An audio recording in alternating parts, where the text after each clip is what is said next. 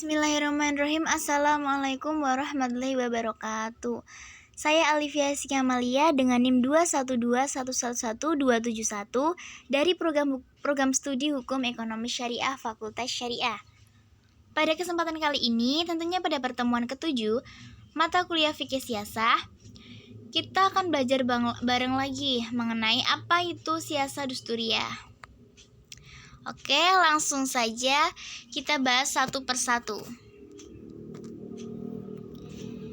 Yang pertama, makna dari siasah dusturiyah. Apa sih siasah dusturiyah itu? Jadi siasah dusturiyah ini adalah bagian fikih siasah yang membahas masalah perundang-undangan negara.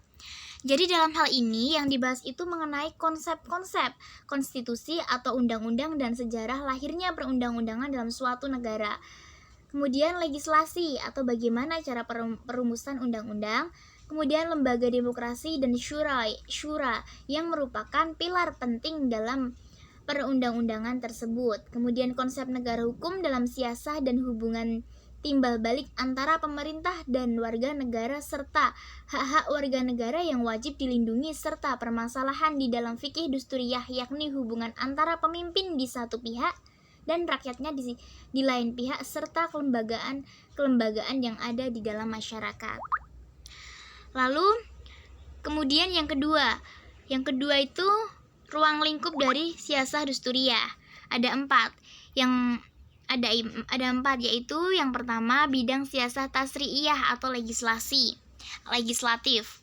yakni yang membuat dan menetapkan hukum, mengatur persoalan ahlu hali wal aqdi atau perwakilan persoalan rakyat, hubungan muslim dan non-muslim di dalam satu negara.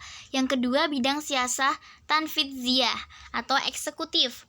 Jadi termasuk di dalamnya persoalan imamah, persoalan ba'iyah, wizaroh, wali al-ahdi, dan lain-lain. Terus yang ketiga bidang siasah qodlaiyah atau yudikatif. Ini termasuk di dalamnya masalah-masalah peradilan. Dan yang terakhir bidang siasah idariyah atau administrasi negara, termasuk di dalam masalah-masalah administratif dan kepegawaian. Kemudian apa sih sumber hukum dari siasah dusturiyah?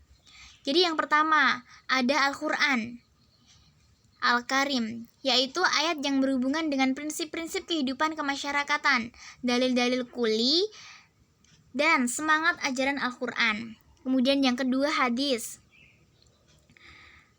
Hadis ini berhubungan dengan imamah dan kebijaksanaan Rasulullah SAW di dalam menerapkan hukum. Kemudian yang ketiga kebijakan Khulafa ar-Rasyidin.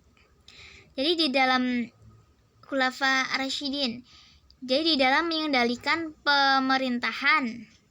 Jadi dalam Khulafa ar-Rasyidin ini dia itu mengendalikan pemerintahan seperti itu. Kemudian yang keempat hasil ijtihad para ulama, yakni di dalam masalah fikih dusturiyah. Jadi ijtihad ini sudah jelas yang mereka itu ijtihad ini dilakukan oleh para ulama dalam fikih siasah dusturiyah gitu. Terus yang kelima adat kebiasaan. Jadi suatu bangsa yang tidak bertentangan dengan prinsip-prinsip Al-Quran dan hadis. Adat kebiasaan semacam ini tuh tidak tertulis atau yang sering diistilahkan dengan konvensi. Oke, lanjut mengenai konsep negara hukum. Dalam siasah dusturiyah ada 4 konsep, yaitu konstitusi yang pertama. Dalam fikih siasah, konstitusi disebut juga dusturi. Kata ini berasal dari bahasa Persia.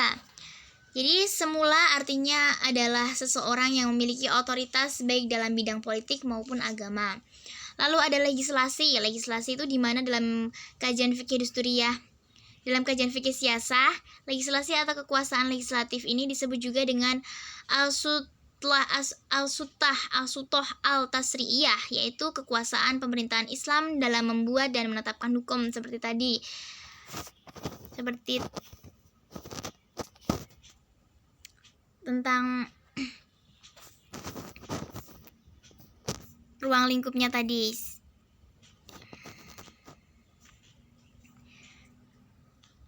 Kemudian ada ummah.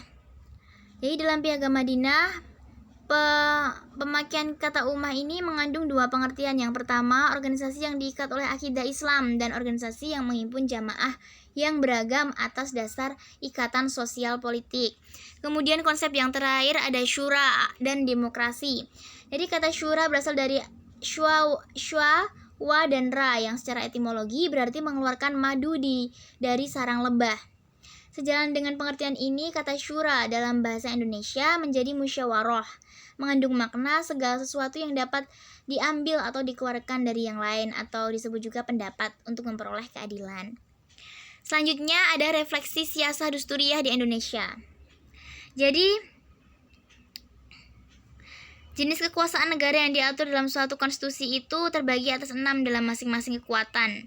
Diurus oleh suatu badan atau lembaga tersendiri, yaitu kekuasaan membuat undang-undang atau legislatif. Ini dipegang oleh DPR, MPR, dan DPD. Selanjutnya adalah kekuasaan melaksanakan undang-undang atau eksekutif, yakni dipegang oleh presiden, wakil presiden, dan para menterinya atau pelaksana undang-undang. Kemudian ada kekuasaan kehakiman atau kekuasaan yudikatif. Yang megang adalah Mahkamah Konstitusi, Mahkamah Agung, dan Komisi Yudisial. Kemudian ada juga kekuasaan kepolisian, kekuasaan kejaksaan, dan kekuasaan memeriksa keuangan negara atau BPK. Nah, jadi selain itu, contoh negara yang menganut siasah dusturiyah adalah negara Indonesia, Irak, dan lain-lain. Jadi misalnya adalah membayar pajak tepat waktu, terus pembuatan identitas kewarganegaraan seperti pembuatan KTP, SIM, dan akte kelahiran. Jadi seperti itu. Oke, itu tadi materi yang terakhir. Cukup sekian materi kali ini. Terima kasih yang sudah menonton video aku. Semoga bermanfaat. Wassalamualaikum warahmatullahi wabarakatuh.